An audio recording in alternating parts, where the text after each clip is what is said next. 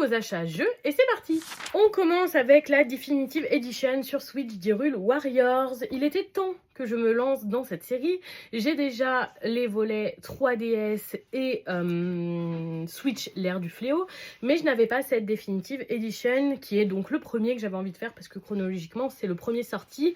D'abord sorti sur Wii U, puis revenu sur la Switch avec cette édition définitive qui comprend tous les contenus additionnels des versions précédentes. Je me lance dans Hyrule Warriors parce que le prochain a été annoncé pour la Switch. Si vous ne connaissez pas, c'est un mélange de la licence Zelda et de la licence Dynasty Warriors, qui sont donc des jeux beat'em up, mais pas complètement sans réflexion, parce qu'on va vraiment avoir un champ de bataille à gérer et donc toute une stratégie à mener.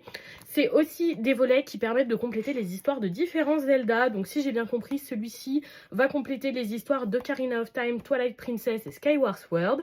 Ensuite, on a donc l'ère du fléau qui complète Breath of the Wild et le prochain qui va sortir qui complète Tears of the Kingdom. Donc qui rajoute un petit peu d'histoire qui peut se passer précédemment à l'histoire de la licence principale du Zelda. Donc c'est quand même pas mal. Et j'avais envie de tester le jeu avant de savoir si je prenais celui sur la Switch 2 ou pas. Il va donc être temps pour moi de me lancer dans les Hyrule Warriors et là j'ai un gros programme jusqu'à la sortie de la Switch 2.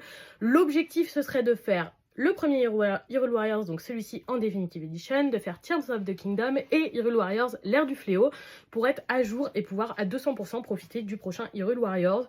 Donc voilà, va falloir s'y mettre. Si jamais ce volet est super difficile à trouver en édition physique neuve, donc moi je l'ai acheté sur Vinted, mais sinon il est disponible sur le shop pour ceux qui veulent acheter du démat. Moi je suis complètement anti-démat, donc je l'ai cherché sur Vinted. On passe aux achats de mon copain. Il s'est acheté l'édition collector de Neva. Neva qui est donc par le même studio que Gris dont je vous ai déjà parlé. Il a eu un coup de cœur énorme pour ce jeu et donc il avait très hâte de recevoir Neva et de l'essayer. Si jamais dans cette édition on a un artbook de 88 pages avec des concept art et des illustrations finales du jeu et la BO du jeu en entier. Donc voilà, c'est dans un petit carton comme ça. Franchement c'est très joli. C'est le même format que le collector de Gris qu'il avait déjà. Donc il va le tester et moi c'est des jeux que je compte faire aussi, ils sont dans ma pioche de jeux, mais vous savez moi je pioche mes jeux au hasard sauf urgence comme actuellement sur Hyrule Warriors par exemple. On est ensuite passé à Easy Cash et pour 5 € on a trouvé The Lapin Crétin Lands. On est toujours un petit peu à l'affût de petits party games sympathiques parce qu'on aime bien de temps en temps faire des party games. On aime bien en faire quand il y a des personnes qui viennent à la maison aussi. On s'est dit que celui-là avait l'air vraiment sympathique. Parfois les jeux Lapin Crétin sont plus ou moins bien en fonction des volets. On a déjà eu des déceptions. Donc à voir, en tout cas ce sera testé. 5 €, c'était pas une grosse prise de risque. On termine les achats Easy Cash toujours pour 5 €. J'ai pris sur DS My Sims Sky Hero.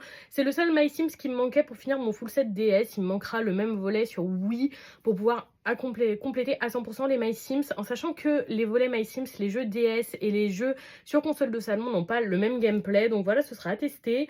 Quand il était sorti à l'époque, ça m'avait pas du tout tenté, mais bon, je le testerai et on verra bien. Et donc voilà pour cette réception. Dites-moi si vous avez joué à ces jeux ou si vous comptez y jouer. Et surtout, bonne soirée tout le monde.